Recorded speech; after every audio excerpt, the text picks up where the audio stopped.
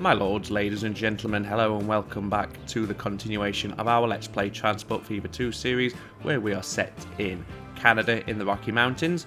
We've started this episode sat on a mountain ledge here, overlooking the passenger exchange that we constructed in Revelstoke, and as you can probably tell from the view here, it's been upgraded off camera in between episodes.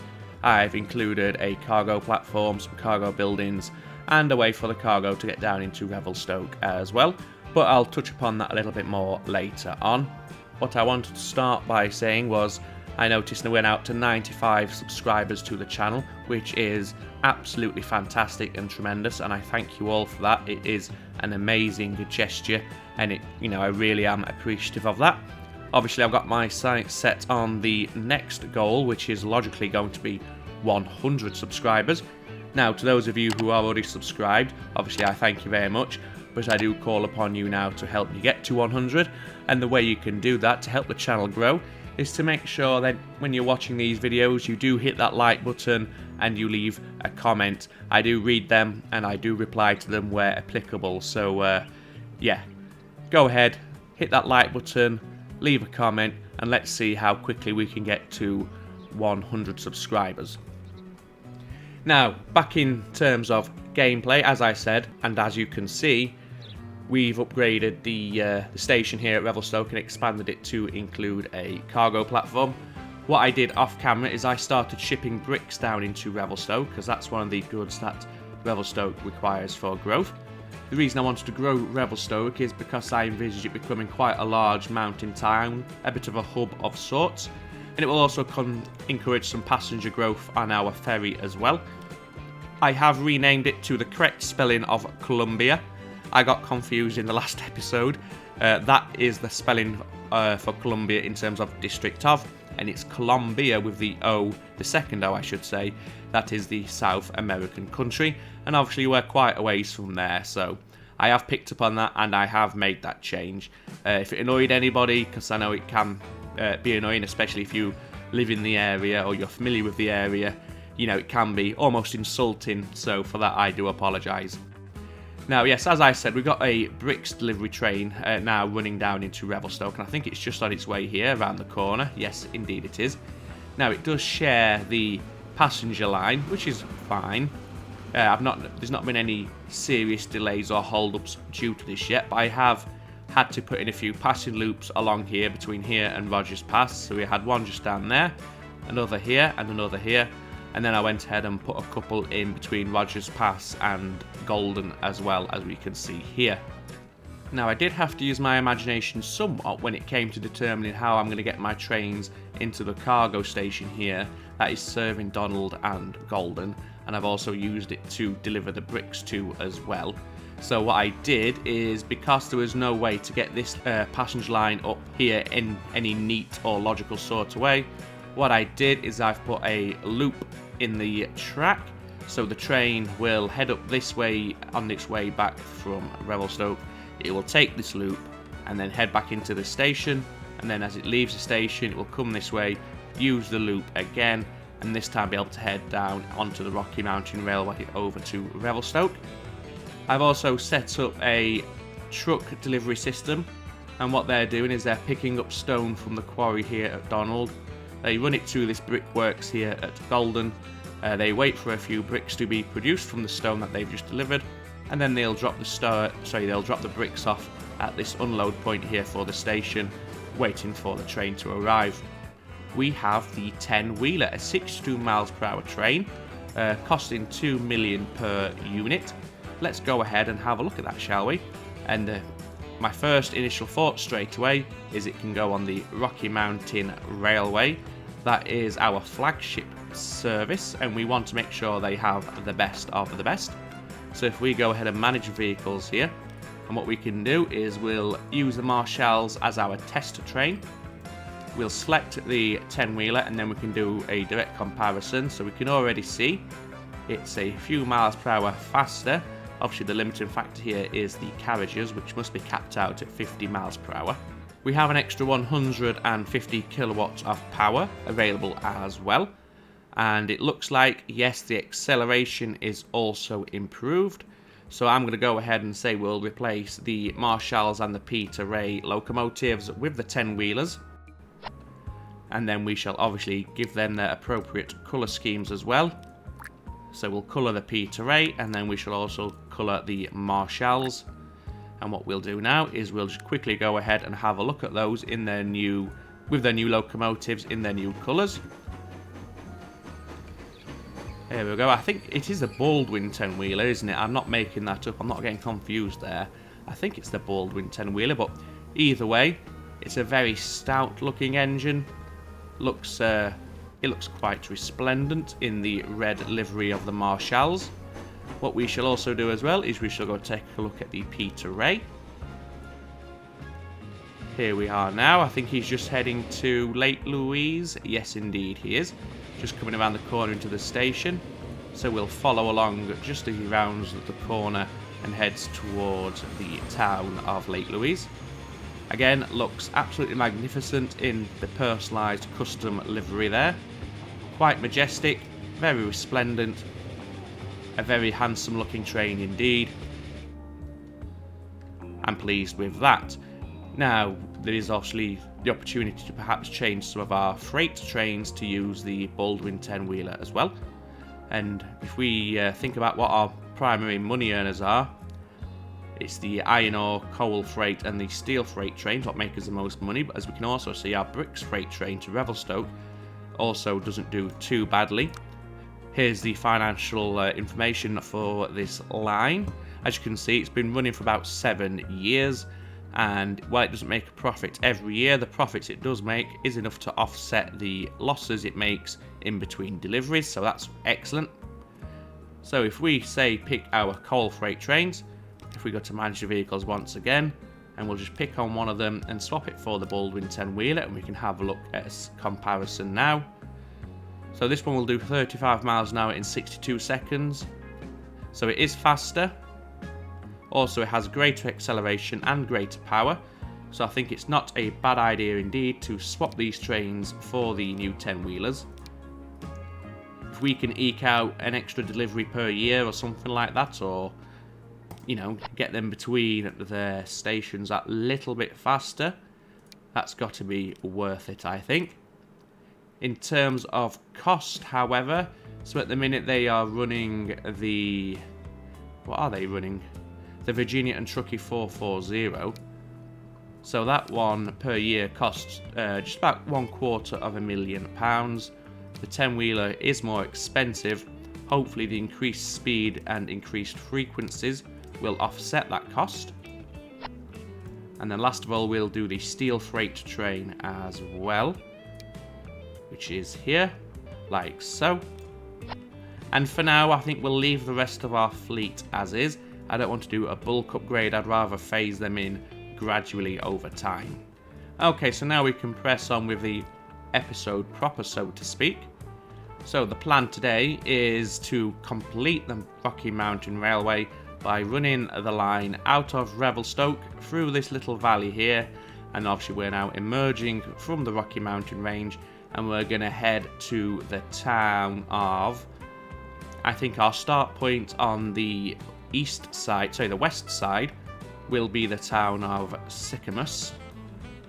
So if we get a station down in Sicamous, like we have in Cochrane, it will be Sicamous and Cochrane that form the starts of our Rocky Mountain Railways, and then obviously out from Sicamous we can run local lines to all the towns on the west side of the Rocky Mountains, such as Enderby, Salmon Arm, Sorrento, Seymour, Armstrong and so forth. So let's get cracking with that straight away, shall we? So we'll start off by putting a passenger station down in Sicamous. That way we know what sort of direction we are headed for. And I think I'm going to make this a fairly large station as well, because given its central location on the western side of the map, it makes sense for Sicamous to be our hub for this region of Canada, British Columbia. And that way they can all change at this hub and then head out into the Rocky Mountains to the east of our map over towards Calgary and so forth. Now in terms of a suitable location for the station, I'm thinking we might put it somewhere, although the the modification on the train there doesn't look the best. I think I'll put it somewhere. I think I'll put it here. Yes, that will do.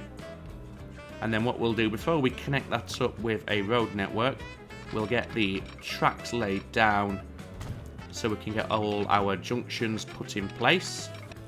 And it'll be a straightforward, everything merging into one style junction. Although here we are going to have this as double tracked, so rather than merging those two lines together, we'll just go ahead and use a diamond switch instead. And then the remaining two platforms, their tracks will run out just a short way before connecting in like so. And then we'll run the final one off of that point to, I think we can have it about 30 miles an hour. We are coming into the station after all, like so. And because we have the diamond slip switch here, it does mean every train can get onto every platform regardless of the direction they've come from. So that's good. We've opened the whole station up there, so we've not ruled out, or we've not limited ourselves in terms of where we want our trains to go, in terms of what platform we want them to be assigned to.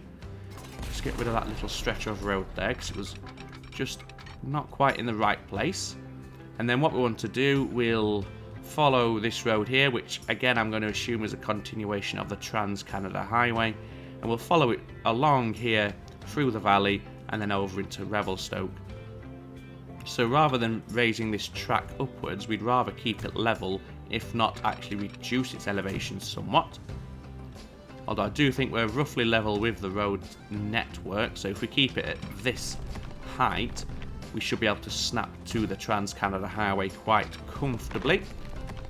Just tunnel through that little hillside there, and then can we snap? There we go. So yes, if we turn off the manual gradient setting, it should bring us to the same elevation as the road, which will allow us to snap alongside if we want to. Yes, we can now snap parallel. So we know we're running at this correct height for all of this. And as I said, for the most part, all we're going to do is run alongside the highway here. Obviously, we might need to branch off in certain areas, but we can address that if needed. Just checking the state of the level crossing there. It looks fine. We don't want the track to be having a weird dip or little hump in it. Keep it as flat as we can, and that's done a good job of that, so no dramas there.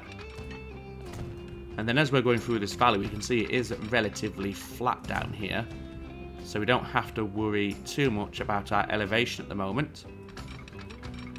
Now, we are encountering some difficult terrain just up ahead, so rather than running alongside this Trans-Canada Highway, I think what we'll do is we'll come off to the right and then just have a tunnel through this set of hillsides here. Something like this. But again, if we just force the track to... oh, perhaps not, because that will keep an elongated tunnel. But we can reduce its elevation to about there. So we are climbing a little, but not nearly as much as it was wanting to do initially. So it is often worthwhile just taking the time to set your own gradient, rather than just relying on what the game offers up. Let's see here. Do we want to be dropping downwards? I think we'll try and keep roughly the same sort of height that we have. Perhaps not quite that much, so you can come down just a little. And in fact, if we head towards the hillside a little bit there, it will naturally limit the length of the bridge, which is going to save on money and maintenance. But the bridge does look quite pleasant there, running alongside the highway. And from here on out... oh no, we do not want to do that, so we will opt for the tunnel. Now we are going to... let me just check where we're looking here. Yes, what we want to do is, as you can see, I've ran the track out a little from Revelstoke to give me an idea as to where I'm headed. So we want to be on the right hand side, or the left hand side from the perspective we were just working with, of the highway to ensure we're on the correct side to meet up with the awaiting train line. Although, could we bridge over? How does that look? Frankly, that is bizarre. So we'll not do that. We will run alongside the road bridge instead. I was hoping our bridge could rise over the road bridge, but that wasn't possible. Anyway, we've brought this track along to the other side of the Columbia River now. So we can start. Not too keen on that terrain modification. I'm hoping that a little bit of terrain smoothing will address that. But as I was saying, we can now start heading down from this direction, from the Revelstoke side of the mountain range, towards the tracks that we just started work on. How far away are we? We've still got a fair distance to go, and we are going to need to bridge over the Trans-Canada Highway at some point. We don't want a level crossing on it, that's for certain. And we don't want to raise up, really. Are we elevated above the road? We are slightly, yes. Okay, let's see what we can do with this, because we don't want aggressive steep inclines. And I'd rather we had a tunnel rather than raising up too much. You know, the medium sort of gradient is fine. But the high gradient can really cost you speed. So we have been able to now bridge over the Trans-Canada Highway. If we just raise it up just a fraction, like so. It does elongate the bridge, but that's okay. So we're now on the same side of the road as the tracks we were just working on. So now all we have to do is come around this corner here. It's quite sharp. And then connect in over here. Let's just check the elevation.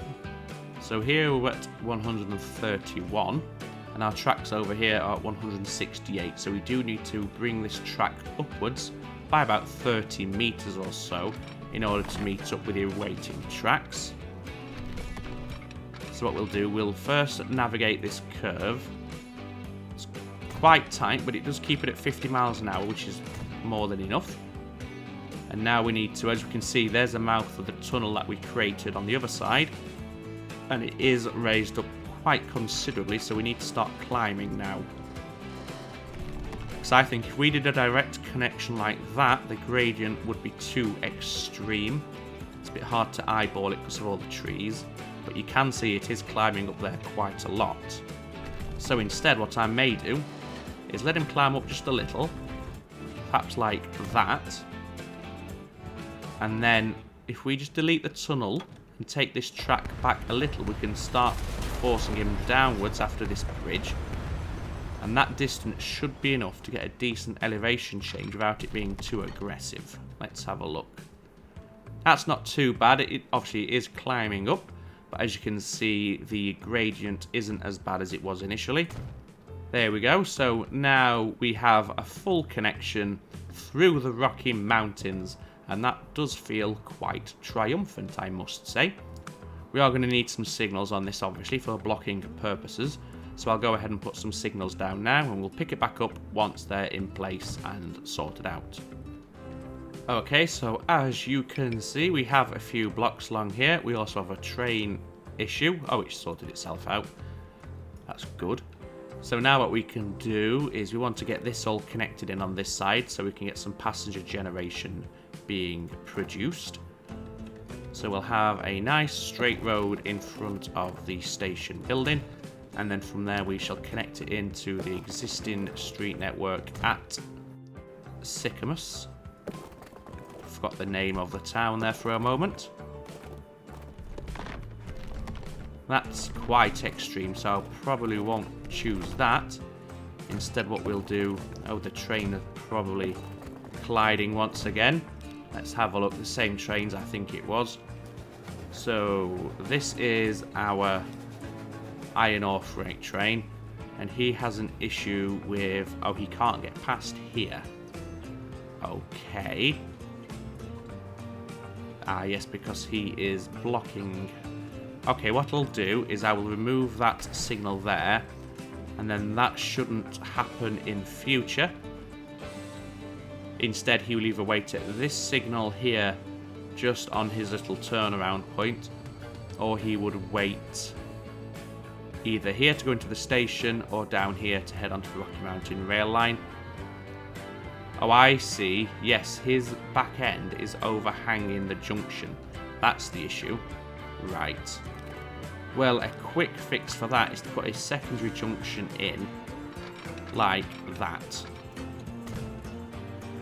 And then that gives our brick freight train room to come down here. And obviously he's not being impacted by our trains that are waiting at the signals. However, saying that, I'm not oh no, it could happen again. What I will do is I'm going to delete this signal here because that has the potential to cause an overhang, as we can see there. And I'll delete this signal here, and I'll probably bring that last signal forwards just a little to there. And then that should be enough room for his back end to clear the junctions further back. Indeed it is.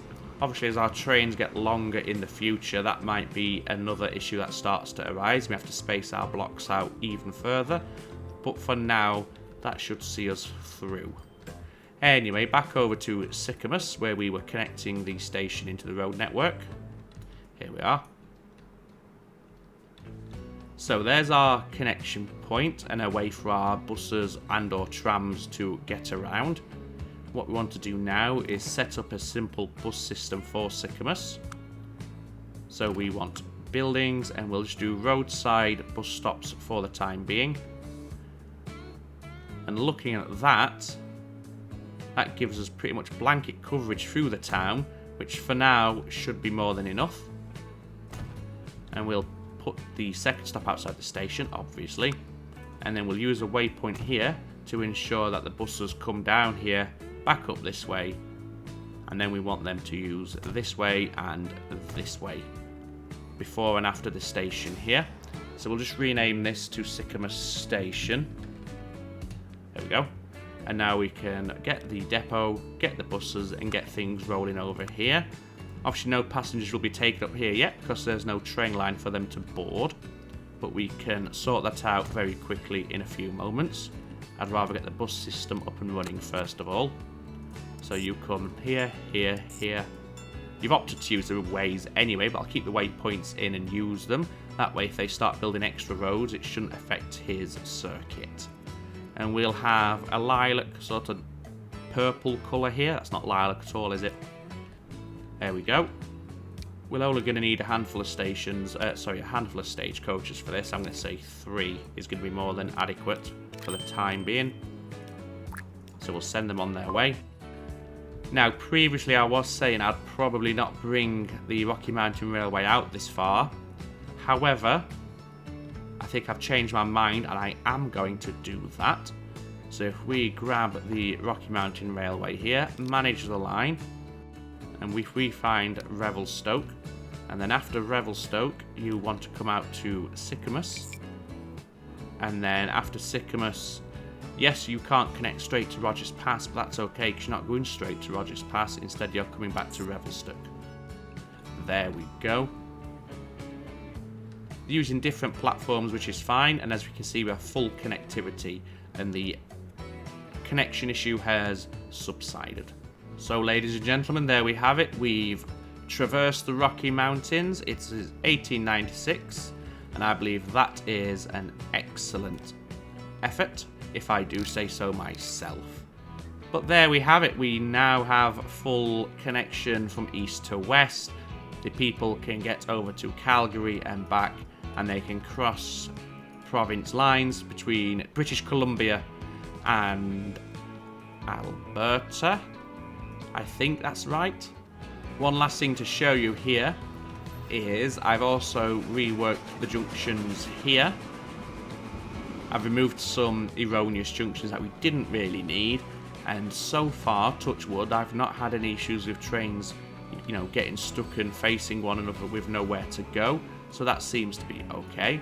I also noticed at one point the station here had lost its connection to the food processing plant.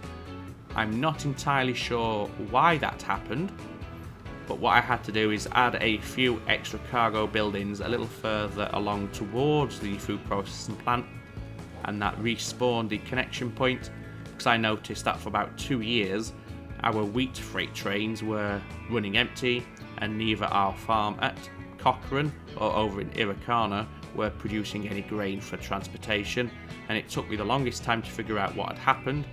I think it must have been when I put this road in, it might have messed with the connection somehow, but either way it's back up and running now, and we have full production at the food processing plant in Calgary. So I think that's a decent point to end the episode for today.